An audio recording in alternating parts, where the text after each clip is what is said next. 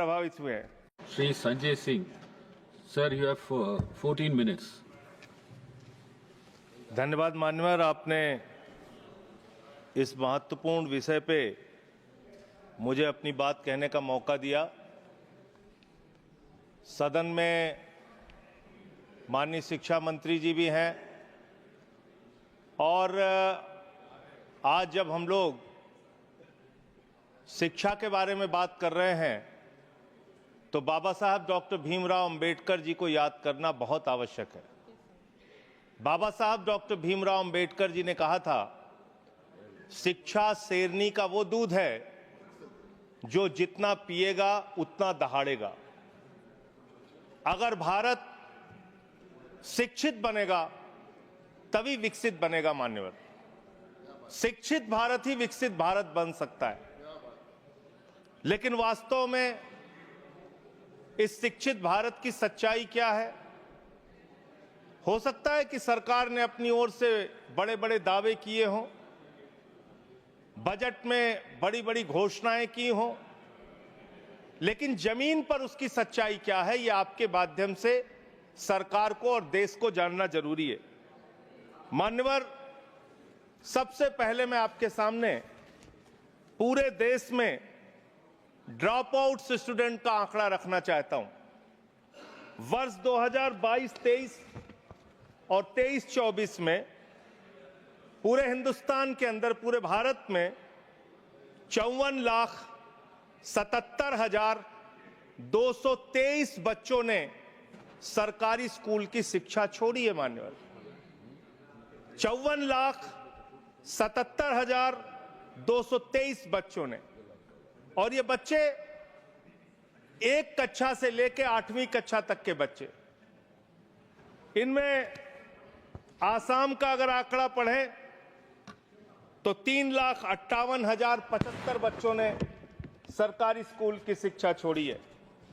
गुजरात का अगर आंकड़ा पढ़ें, जिसके विकास के बारे में बड़े बड़े दावे किए जाते हैं, 1,38,813 बच्चों ने सरकारी स्कूल की शिक्षा क्लास 1 से क्लास 8वीं तक छोड़ी है।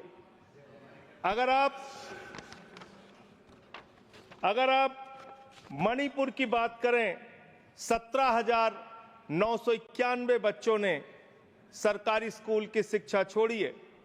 अगर आप मेघालय की बात करें, 65,532 बच्चों ने सरकारी स्कूल की शिक्षा छोड़ी है।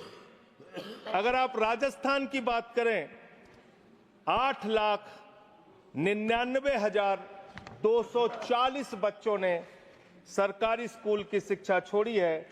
और अगर आप उत्तर प्रदेश की बात करें तो 7,41,626 बच्चों ने सरकारी स्कूल की शिक्षा छोड़ी है। दिल्ली का आंकड़ा मैं जान रहा था कि हमारे भाई दिल्ली का आंकड़ा जरूर पूछेंगे, इसलिए बोलना जरूरी है।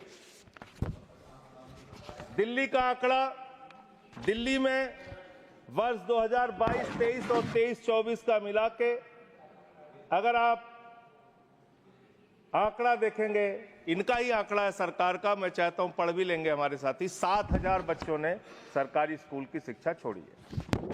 ये आंकड़े मान्यवर बहुत चौंकाने वाले, बहुत परेशान करने वाले और ये बताने वाले हैं कि सरकारी स्कूल से किस तरह से पूरे देश में शिक्षा छोड़ के बच्चे अपने घर पर बैठ रहे हैं। और इसमें भारतीय जनता पार्टी के शासित राज्यों के बारे में जो मैंने आंकड़ा पढ़ा है वो निश्चित रूप से चौंकाने वाला है। इनको इसकी ओर ध्यान देना चाहिए। दूसरा मामला आता है मान्यवर पेपर लीक की घटनाएं कितनी हुई पूरे देश में? पिछले 7 वर्षों में 70 एग्जाम ऐसे हैं, 70 परीक्षाएं ऐसी हैं जिसमें पेपर लीक हुआ। 70 परीक्षाएं मान्यवर। कितने परिश्रम से एक कांस्टेबल की परीक्षा के लिए एक बेरोजगार नौजवान अपनी तैयारी करता है, कितने परिश्रम से एक क्लर्क की नौकरी के लिए, एक पीसीएस आईएएस की नौकरी के लिए कितने परिश्रम से अपने घर की जमीन बेच के एक नौजवान परीक्षा की तैयारी करता है, लेकिन पेपर लीक हो जाता है। कहीं मेडिकल में दाखिला लेना हो, उसके एग्जाम में, नीट की परीक्षा में पेपर लीक, कहीं नौकरी के लिए कोई परीक्षा दे रहे हैं, क्लर्क की, कांस्टेबल की, उसके पीछे पेपर लीक। ये पेपर लीक की घटनाओं के लिए कोई राष्ट्रीय नीति, कोई राष्ट्रीय कानून बनाने की आवश्यकता है, जिससे पेपर लीक की घटना रोकी जा सके। मैं पेपर लीक से प्रभावित होने वाले छात्रों की संख्या अगर पढ़ूंगा तो पूरे सदन को इसके बारे में अफसोस होना चाहिए। आपका आंकड़ा है 1,70,00,000 नौजवान ये पेपर लीक की घटना से, हमारे बच्चे, बच्चियां, छात्र, छात्राएं, बेरोजगार नौजवान प्रभावित हुए हैं। और इसमें क्या घोटाला हुआ है? आप जिसको परीक्षा कराने का ठेका देते हैं, उत्तर प्रदेश में 69,000 कांस्टेबल की भर्ती के लिए आपने ठेका दिया ईडू टेस्ट नाम की एक कंपनी को। विनीत आर्या नाम के व्यक्ति की एक कंपनी है, जिसका भारतीय जनता पार्टी के नेताओं से गहरा रिश्ता है। और इसमें यह पाया गया कि 69,000 कांस्टेबल की भर्ती में इस कंपनी ने पेपर लीक कराया, घोटाला किया, गड़बड़ी किया, इसको ब्लैकलिस्ट किया गया। जांच एजेंसियों के सामने यह आदमी प्रस्तुत नहीं हुआ और इसके बाद इसी कंपनी को बिहार में भी एग्जाम कराने का ठेका दे दिया गया। ये आपका प्यार है, आपको छात्रों के, नौजवानों के भविष्य से कोई लेना देना नहीं है। आपको सिर्फ और सिर्फ अपने दोस्तों को, अपने मित्रों को फायदा पहुंचाने का काम करना है। तीसरा जो आंकड़ा है वो आंकड़ा है आपके अलग अलग योजनाओं में जो आपने खेल किया है, और ये खेल समझना बहुत जरूरी है। आपने एक स्कीम शुरू किया, SC, ST, OBC के बच्चों को छात्रवृत्ति की स्कीम, उनको स्कॉलरशिप देने की स्कीम। इसका नाम रखा प्रधानमंत्री उच्चतर शिक्षा प्रोत्साहन स्कीम। इतना लंबा भारी भरकम नाम पढ़ के आदमी का सीना चौड़ा हो जाता है, जैसे प्रधानमंत्री जी SC, ST, OBC के लिए कोई बहुत क्रांतिकारी कदम लेके आए। इस योजना में क्या किया आपने? और इसमें हाई स्कूल से लेकर पोस्ट ग्रेजुएट, इंजीनियरिंग और PhD के जो छात्र हैं ST, SC, OBC के, उनको अब स्कॉलरशिप देने की बात करते हैं। इसमें आपने 2023-24 में 98 करोड़ रुपए खर्च किया। 2024-25 में इस स्कीम को बढ़ा के आपने 1558 करोड़ रुपए बजट में निर्धारित किया। बड़ी खुशी की बात है, 98 करोड़ खर्चा हुआ 23-24 में और 1558 करोड़ आपने बजट बढ़ा के कर दिया, निर्धारित कर दिया 24-25 में। फिर आप रिवाइज्ड बजट लेके आते हैं, संशोधित बजट लेके आते हैं। ये 1558 करोड़ की स्कीम घटा के आपने इसको 1000 करोड़ कर दिया।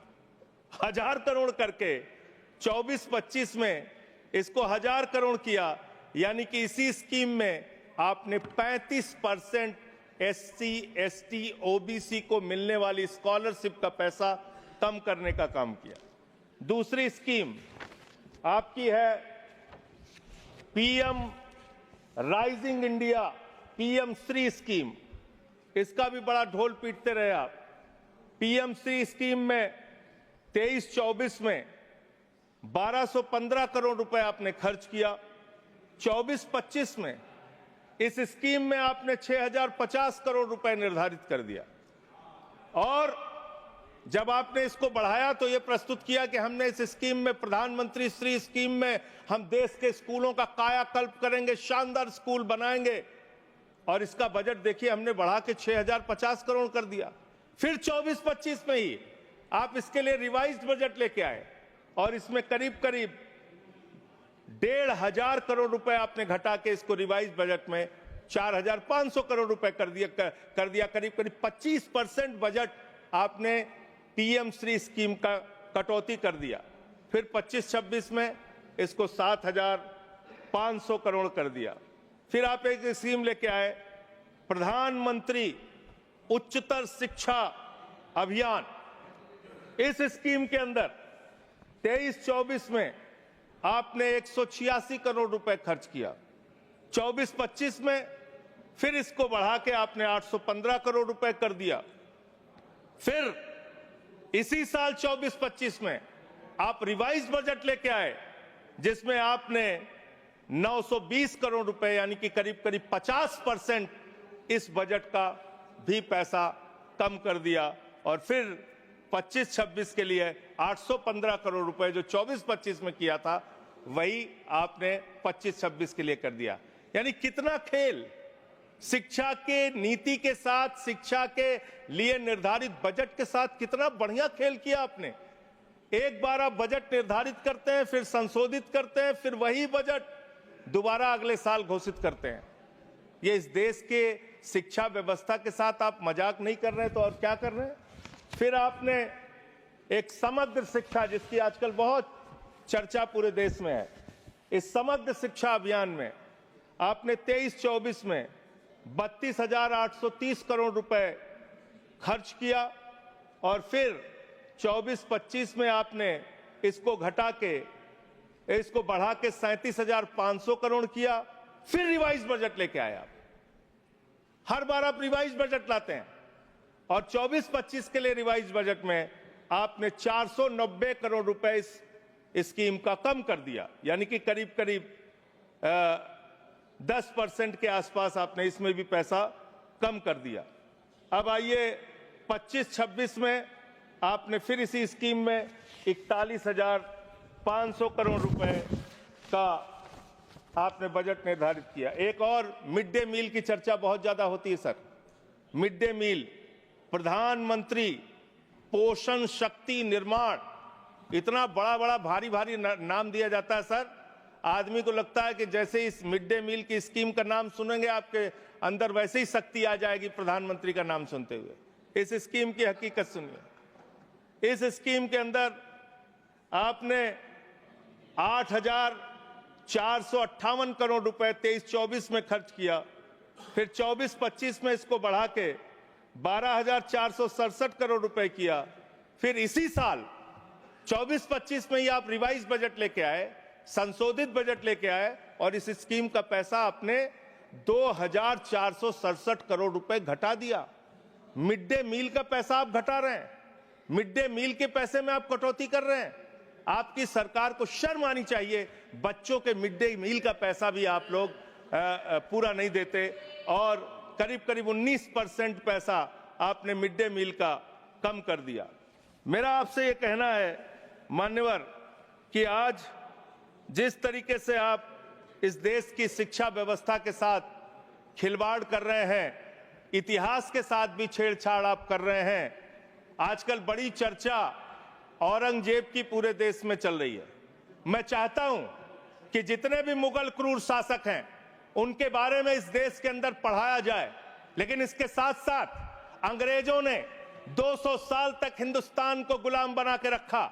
जो लोग जलियांवाला बाग कांड के लिए जिम्मेदार हैं, जो क्रूर अंग्रेज शासक शहीद आजम भगत सिंह को फांसी पर चढ़ाने के लिए, शहीद सुखदेव, शहीद राजगुरु, शहीद अशफाकुल्लाह, शहीद राजेंद्र लाहिड़ी, शहीद राम प्रसाद बिस्मिल, शहीद खुदीराम बोस को फांसी पर चढ़ाने के लिए जिम्मेदार हैं, उन अंग्रेजों के क्रूरता के बारे में भी, उनके शासनकाल के बारे में भी इतिहास के अंदर आप पढ़ाइए। लेकिन जब आप उसको पढ़ाएंगे तो आपको बताना पड़ेगा कि कौन सी वो संस्था थी जिसने तिरंगे झंडे का विरोध किया, कौन सी वो संस्था थी जिन्होंने अंग्रेजों की दलाली और गुलामी करने का काम किया, कौन सी वो संस्था थी जिसके नेता ने अंग्रेज गवर्नर को चिट्ठी लिखा था 1942 के आंदोलन में कि इस आंदोलन को कुचल देना चाहिए। पढ़ाना चाहिए इतिहास। इस देश के नौजवानों को यह इतिहास पढ़ाना चाहिए कि कौन से वो नेता थे जिन लोगों ने